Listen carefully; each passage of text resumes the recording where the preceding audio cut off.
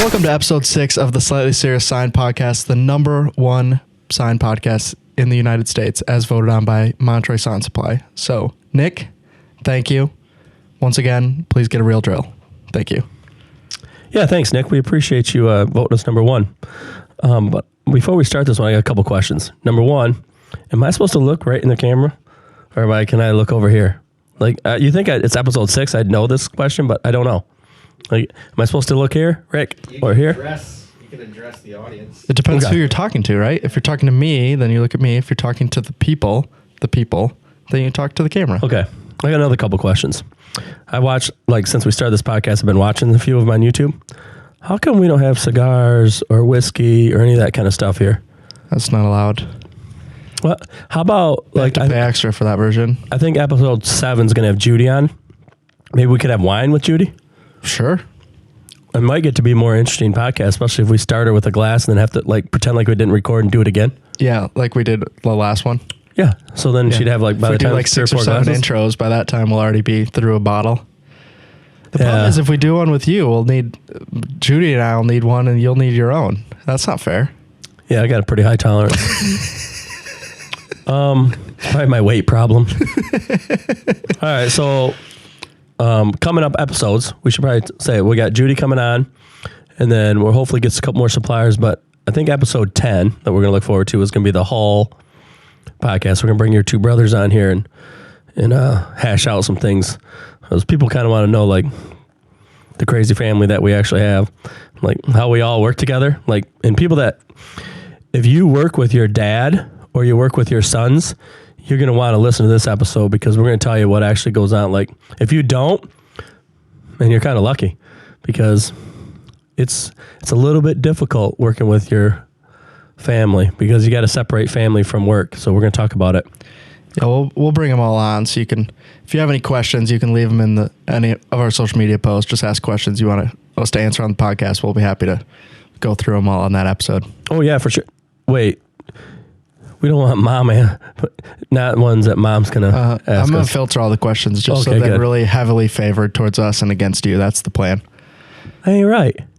So that's why we're going to have that episode. Anyways, let's go. Let's move forward. What's this episode about? So today we're going to talk about what is the role, why does a Wensco or anyone in the distribution network, why do we exist? What's the benefit? What's the cons? What should you expect out of your distributors? That's kind of what we're looking for. So in general, what is the role of distribution? How would you summarize that?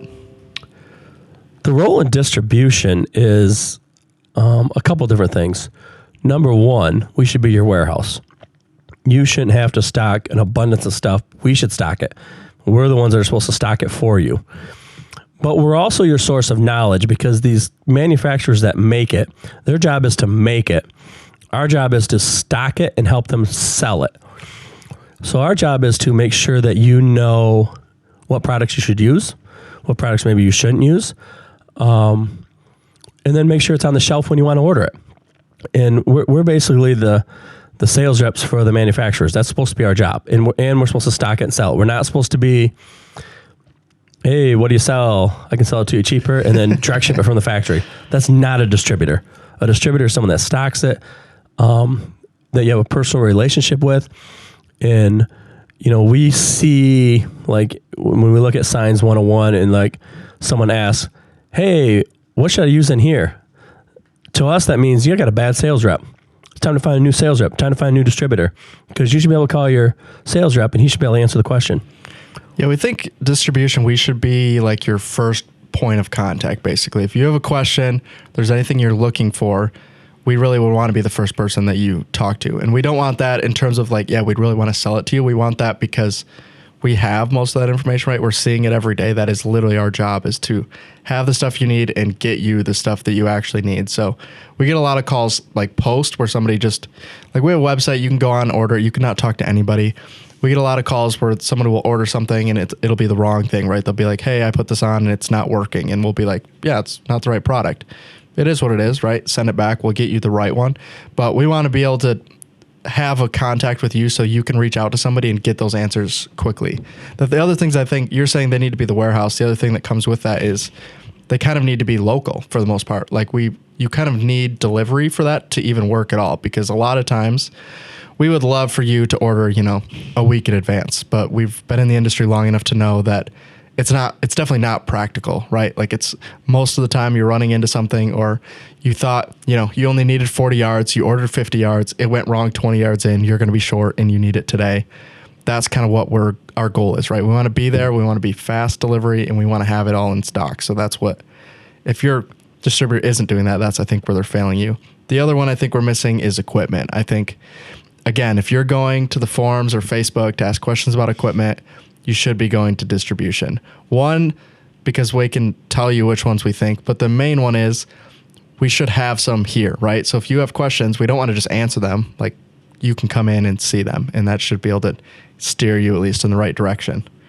Yeah, and the reason you buy, we sell a lot of different equipment, a lot of different roll-to-roll, but we'll use rolling as an example. The reason you'd buy a rolling from a Wensco would be if something does go wrong with your machine. Number one, we have in-house techs, Wensco techs that can come out and fix it. But the reality is when things don't go right, and it happens with machines, it happens with, I'm not just picking on rolling, but it happens with that, and it happens with Epson, it happens with Mudo, it definitely happens with Maki too. If we can't fix it, we will bring you in-house to print it. If you buy a machine from us, we are not going to let you go down.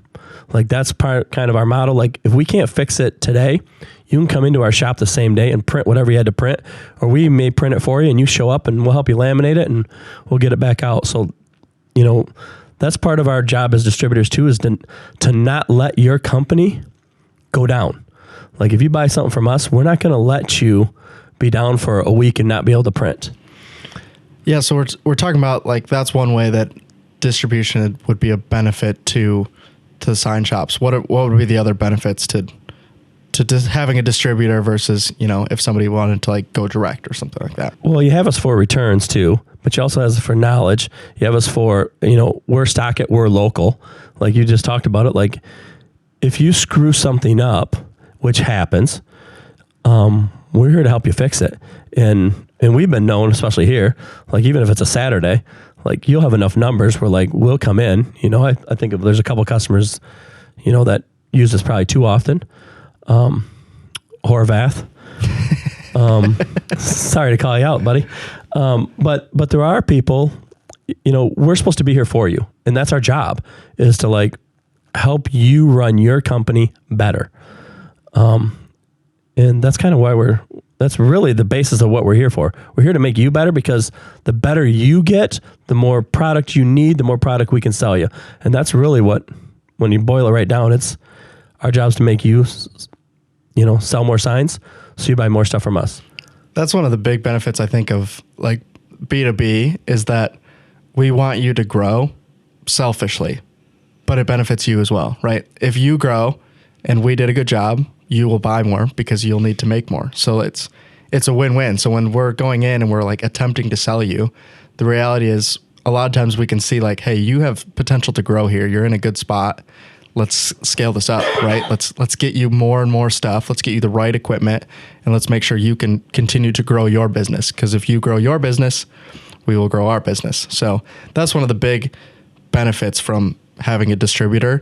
But in terms of distributors, we just talked about we doing stuff for people on a Saturday or a Sunday, something. I don't think necessarily you should expect your distributor to be yeah, on Saturday, I'm going to go in and print you a full roll of material, right? But we've been known to do it. I'm not saying it's against, but also don't expect it. But what should you expect from a distributor?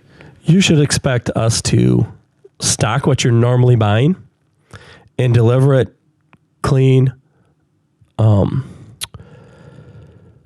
damaged, in a timely manner. You should be able to go on, order, know that, especially our website shows stock, that our stock on the website's correct. Hey, I'm going to go in, I'm going to order this roll, and I know it's going to show up tomorrow. That's what you should expect from us. You can expect, hey, I've never bought this. Hey, how come you guys don't have it? Well, our inventory is based off usage.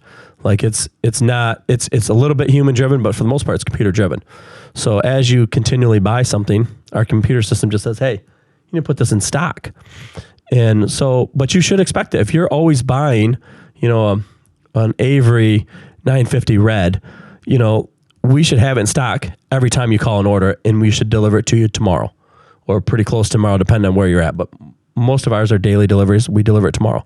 That's what you should expect from a distributor, at least a good distributor. And you should expect fair and honest answers. Like if you call and you're looking for something very specific, we should give you the correct answer and not kind of BS you around what we actually sell. And some distributors will, but we're not here. Not like we're more to make sure that you grow and use us long term. We're not in the short. We're not looking for short term sales. We're looking to grow with you long term. Just a quick story on that point exactly. When I was in sales, I had a customer reach out looking for it was an Epson S4600. This was like kind of the tail end of COVID, more like. As soon as they asked me, I knew we're not going to get it for you. Like that's just the reality of it. So I go and ask our internal, say like, hey, can we get one of these? And they're like, it's like 6 to 8 weeks out. So I was like, okay. So I go back to them. Hey, we have other options. The one you're wanting is 6 to 8 weeks out. If you can wait that long, great. If not, here's some other options. They call me back like, hey, another supplier said they have it in stock. They're going to get it to me in like 2 days. I say, okay, that's fine. Like I get it. If you need it, that's what you really want to get. It is what it is. I visit that customer 4 or 5 weeks later. I walk in, the printer's not there. I was like, hey, did you end up buying a new printer? I thought you were set on it. And they say, yeah, we bought it. It's still like another 2 weeks out. So 4 to 6 weeks, the original number I gave them. So that's kind of where we want to be in that spot, right? Of saying like, hey, I'm going to give you the honest answer, even if it hurts me, right? Like if you call me and you're a bigger shop and you say, I'll just apologize to Joe in advance for this one. If you tell me you want to be in 20, I'm going to try very hard to upsell you. And it is not because I want to sell you more. It is because I do not think that is a great product for a sign shop. So I will almost always try and push people towards, a VG or an SG, even a 30-inch version. Just saying like, I'm not trying to upsell you in that situation, even though I am. What I'm trying to do is I want to make sure you have the right information, because what we'll see a lot of times is someone will go and buy one without talking to anybody, right? They just see it's a cheap printer, they bring it in, and then they're not happy with the performance of it. So that's kind of where we're at, is sometimes to be the bad guy, to say like, yeah, okay, maybe this product is cheaper, but here's why maybe you don't want to use it. And sometimes they listen, sometimes they don't. Sometimes it works out fine, and sometimes they come back and say, yeah, I probably should have listened to you guys. So that's where I think one of the big things is your sales rep should be knowledgeable, and you should feel comfortable reaching out to them to ask questions. And that's where we are trying very hard to pump that money into our sales rep, into our customer service. So if you call with a question, hopefully they will have a knowledgeable answer for you. Yeah, it's us knowing your business. It's that sales rep knows your business. And so when you ask them for something like, hey, this might not fit my business, it's our sales rep's job to say, hey, look, that doesn't fit. Like you probably should go this route versus that route.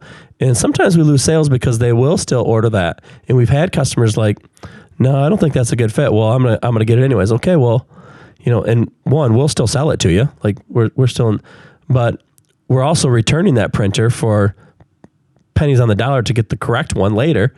And you don't want to say, hey, we told you so, but in their mind, they're like, man, you told me that. And now look, I lost money on this. And so that's our job, though, is to know your business and know what you need next, and to follow you as you grow. And we're not always looking like, oh, well, we're only going to sell the big shops that are already growing that aren't going to get any bigger. That's not our model. We fit, at least Wensco fits, in that mid-range, like the low to mid-range. And sometimes we're really crappy with like bigger shops. And sometimes we're good at it, but we're really good in the mid-range shops. Like that's our bread and butter. That's the people that need more knowledge. That's the people that aren't just calling around asking the price and everything, and then this is what I want. It's the people that need the knowledge. That's where we're really good at. And some of those mid shops have grown huge. And some of them are grown, they're getting there.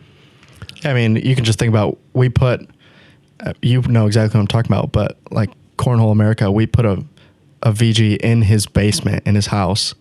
And then 2 years ago, we just put a flatbed in a big facility, basically. So we literally watched him go from literally printing the boards out of his basement to literally owning a flatbed printer, like a very expensive piece of equipment.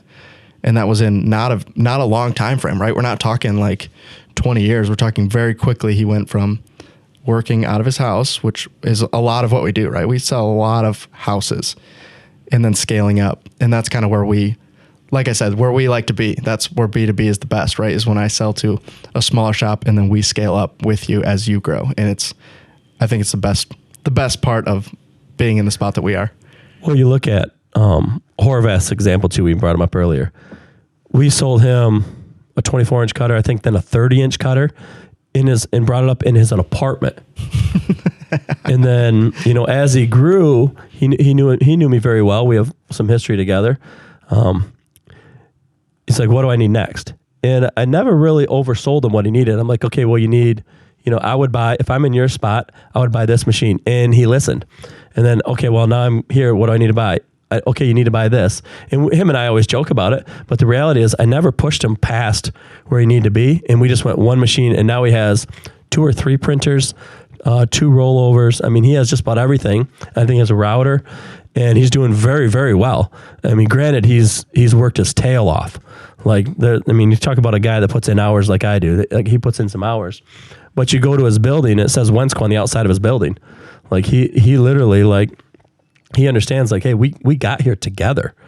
And we're still with him. Like, he's the guy that called me on Saturday. He's the guy that, and he'll call and, with good, honest, good questions. And, but that's where we're at. That's the kind of people, okay, well, we helped you when you were just buying cut rolls of fluorescent to put on race cars, and now he's doing NASCAR cars.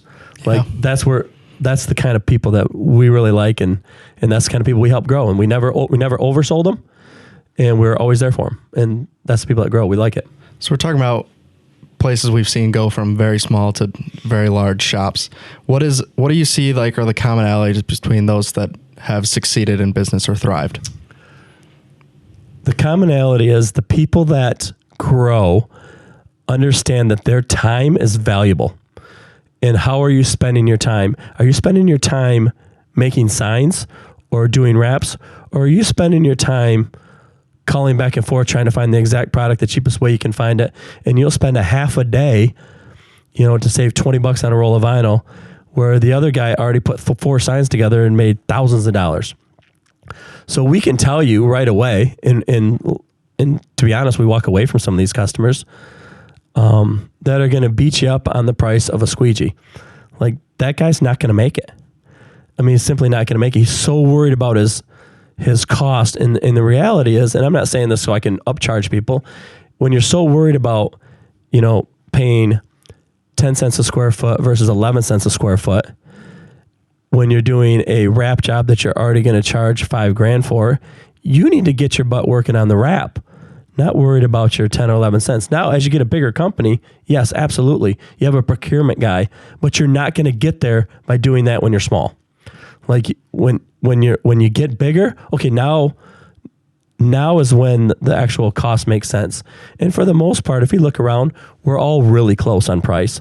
We're all there's not a huge difference that's really going to make a difference in your business on price. There's stuff that we're cheaper on. There's stuff that other people are cheaper on. And you can shop around, but your time is the most important thing you have. And I think of it in everything I do. Even if you go down to, I have someone that does my lawn.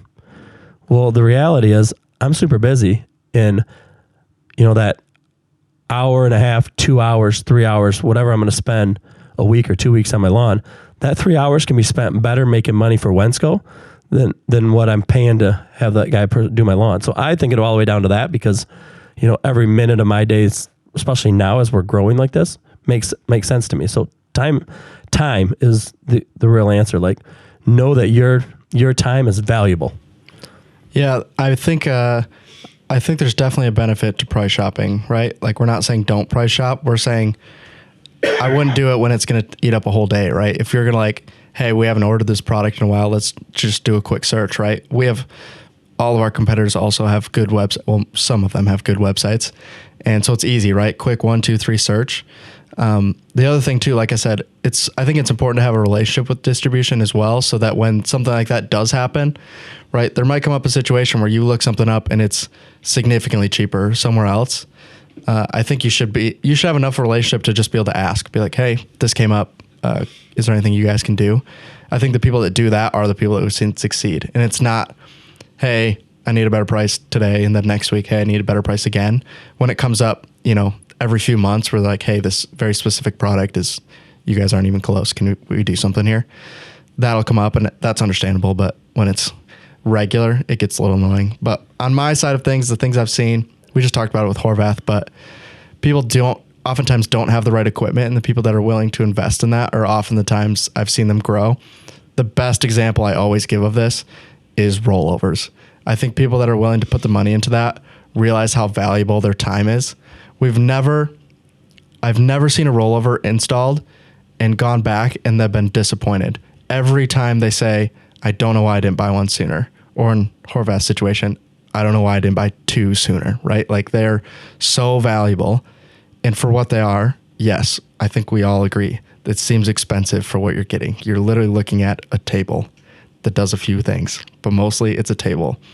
But what it does do is save you time, or in some places, just literally replace a person entirely. Like, if you're having trouble hiring, it might be time to look at getting equipment that's going to hopefully make that easier, right? If instead of having 3 people do one 4x8 sign, you can do it as one guy, that's a huge benefit, right? That's giant. And I think that's what we see from people that grow quickly are people that are willing to invest in that versus people that are still trying to buy BN20 and do full-size banners and they're paneling them together. There's a place for that. Everyone's got to start somewhere. We talked about that in like episode 1, but at some point you have to realize, like, I have enough business that I need to invest in myself and not just basically try as hard as I possibly can to get the signs out. Yeah, I agree with that. And to the rollover aspect, when you got a skilled guy that can be putting vinyl on a police car or something, and you have him standing at a table doing flat panel stuff, man, that rollover puts that guy in a police car that's going to make you money. It goes back to time. Like, how fast can you do a 4x8 flat panel sign with a rollover versus a person? You go back to that whole time aspect, and that's why we see, more and more of them coming in, more and more people doing it. It's one of our, like, if we had a startup sign shop, it's one of the things it's the thing on their list after printer, laminator, rollover. Yeah, if you look through, you probably can find this information online for sure, but if you just look through the fast signs and signoramas and look at what their starting equipment is, a lot of them have that in the list, right? And that seems expensive to start out, right? You're like, do I really need a rollover to start? The reality is, if you start with one, you'll be so happy to have one, versus if you just figure out how to do it without one, you'll kind of just live without it for a while and you'll be fine. But it's a lot getting the right equipment. But we talked about what we've seen people do that succeeded. What are some other commonalities? We already talked about some of them in terms of like kind of wasting your time and kind of penny pinching, that kind of stuff. But what have we seen about people that have started and then ran out of business? What are some commonalities there? It's just the opposite of what we said. Like, we've seen so many people come and go, especially over the 20 years that I've been here.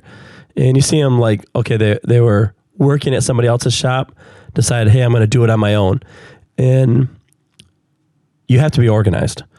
And the people that aren't organized, like, and I'll say this about any company, it's because it's mostly the salespeople that decide, hey, I'm going to do my own sign shop. So I'll say this about any company, for anybody out there: never let a sales rep run a company anywhere, ever.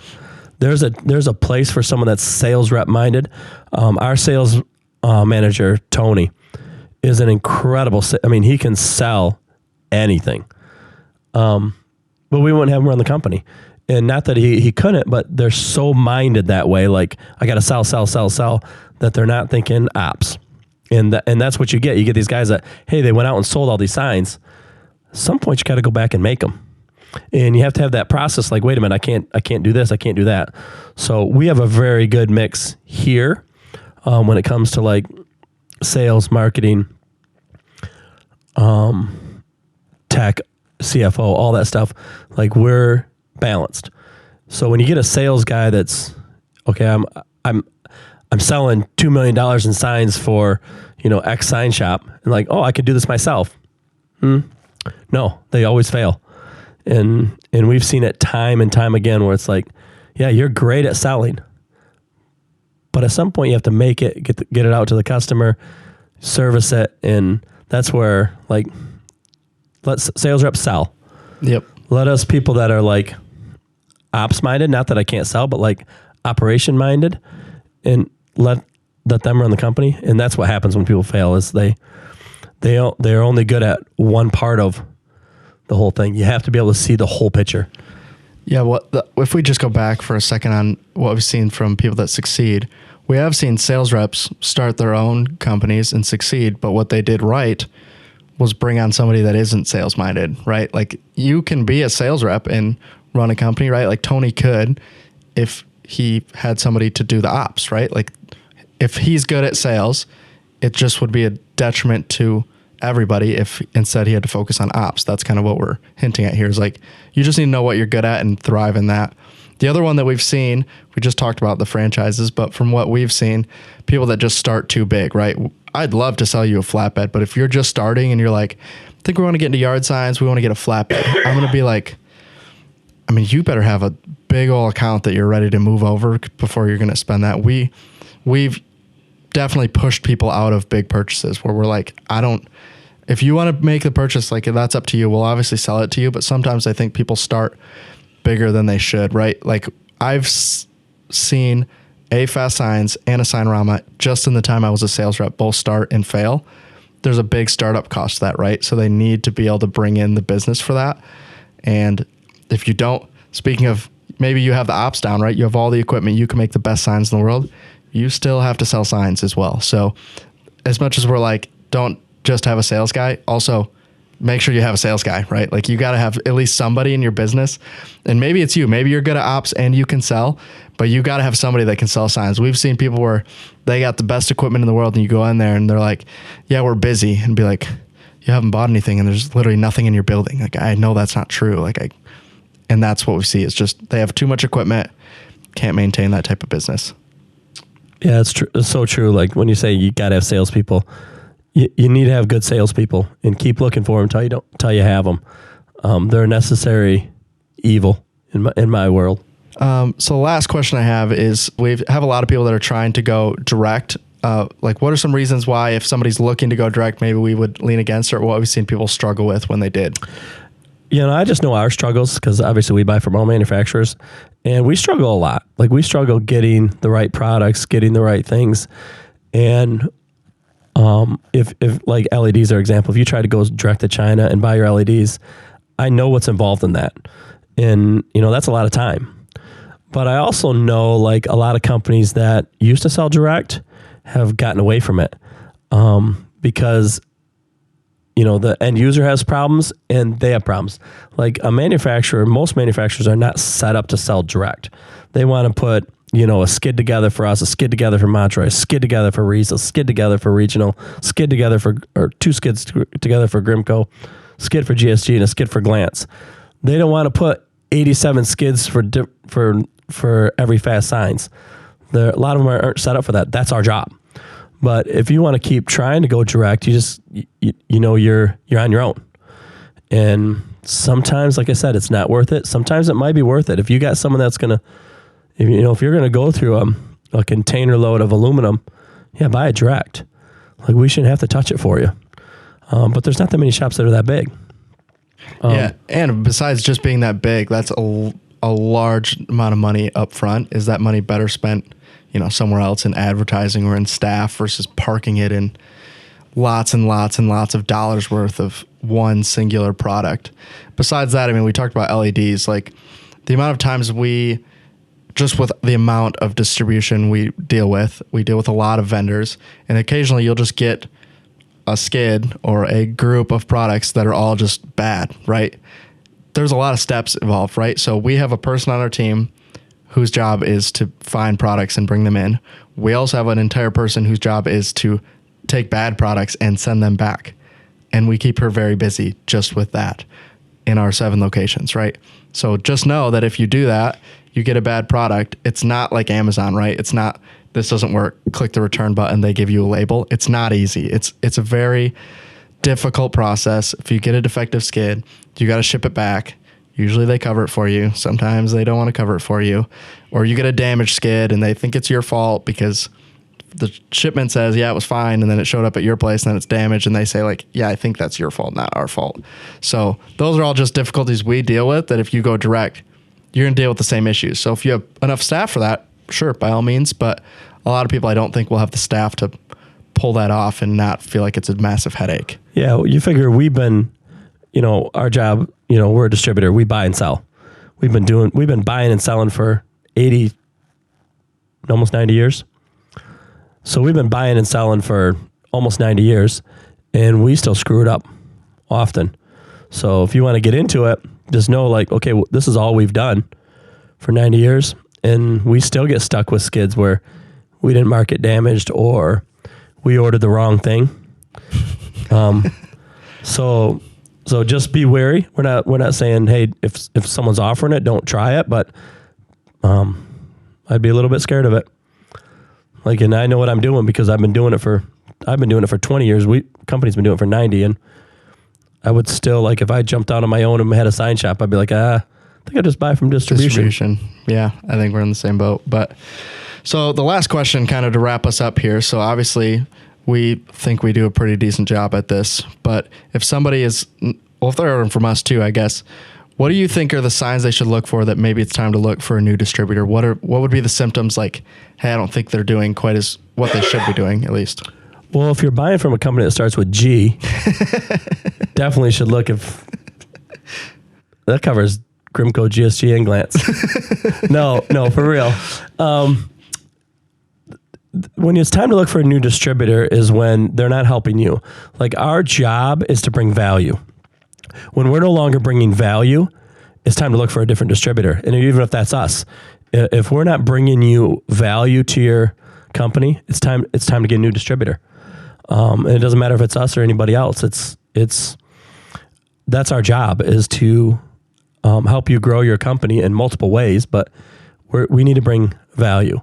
Because the reality is if our business becomes a transactional business where it's just like, oh, I always buy this and I don't need your guys' help at all, that's when we're going to struggle, because that's when, someone like Amazon could come in and just take that transactional business. That's what Amazon is, just a transactional business company, right? You know what you want, you go there, you search it, you look at it, you buy it.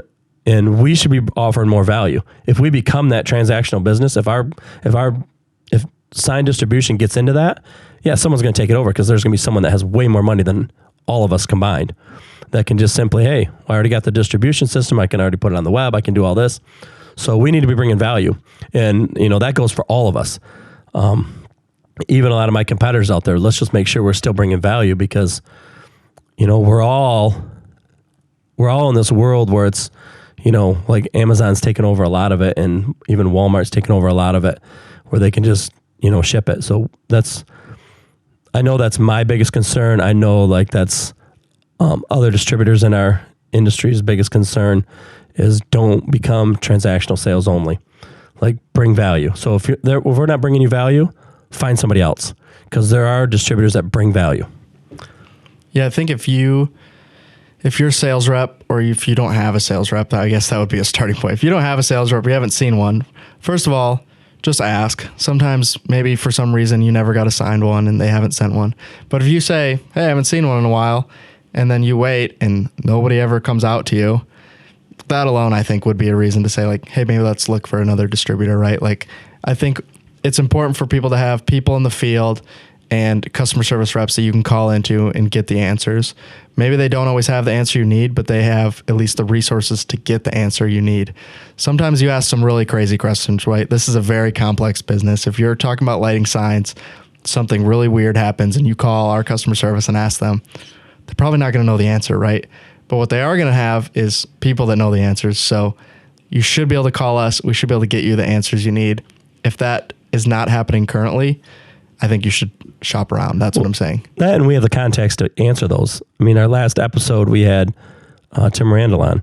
Like if there's a lighting question, that guy knows the answer, and he can't answer, your question from thousands and thousands of sign shops, but he has all these distributors and all these sales reps from the distributors. So he's only got, maybe 100 total sales reps that are calling him, and he's our source. I mean, he's a wealth of knowledge, and so it's our job to get you the answer when you do ask a crazy question.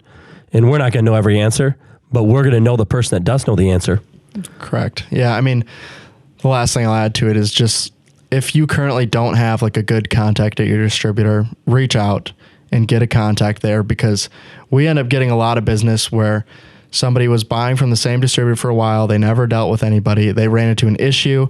They couldn't get it resolved. They lost the business. They lost that job. The job was late. And then they're just pissed forever and they move on to a new distributor. Sure, we'll take that business, right? But the reality is if you would just reach out ahead of time and already had a contact there, it's a lot easier, right? It's a lot easier when we already know somebody. If they call and have an issue, we know who to get a hold of, and we can like, oh yeah, we've dealt with you before. We kind of know what's going on.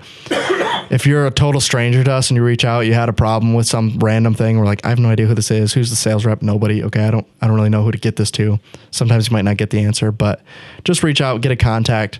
That will save you a lot of time in the long run. So yeah, hopefully this helps you. If you're having issues with distribution or if you're thinking about looking around, obviously we'd love for you to check us out, especially if you're in the Midwest. But in general, just if you're not getting the help from your distributors, there's lots of us out here. There's a lot of regional distributors. So just shop around, make sure you're getting what you need. If you don't have a contact, get one. Almost all of them have sales reps on the road. So just get a contact, get in touch with your sales rep, have them come out to your shop so they know who you are. And when you do have a problem, it'll be a lot easier to get it resolved. So hopefully that was helpful. You have anything else to add? No, I think you just said it right away. Like no matter who you're dealing with, if you don't know your sales rep, just reach out to that company, whether it's us or somebody else. If you catch yourself calling into customer service because you need a return, that means you don't know your sales rep good enough. So if any of you have called and said, hey, I got this bad product, and you've called customer service and you didn't call your sales rep, time to get a hold of your sales rep. Yeah. Like we judge our sales reps by that exact issue. Like if they're calling and complaining, or they're calling saying, hey, I didn't get something today, and they didn't call their sales reps, that's how we judge our sales reps. Yep. So you should judge your sales rep the exact same way. Like if you have an issue and you don't know who to call, it's time to either reach out, get to know your sales rep, or switch to another company. If you're looking to switch, we're here for you. I mean, we are the best there is, right? Top 10. Best in the world, voted on by Montroy. But saying that specifically, especially if you're looking for somebody and you don't know who to go to and you're not in the Midwest, welcome to reach out, right? We know a lot of these guys, so we'll get you in touch with somebody who's close to you.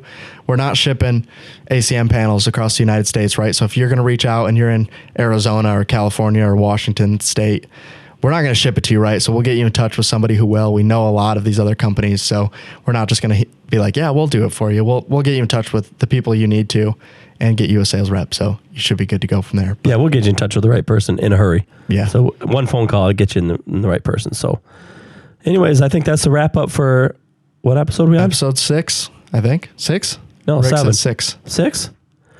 Well, episode 6 is now done. Yeah. What do we get, like a month off? Or episode 7. Stay tuned for episode 7.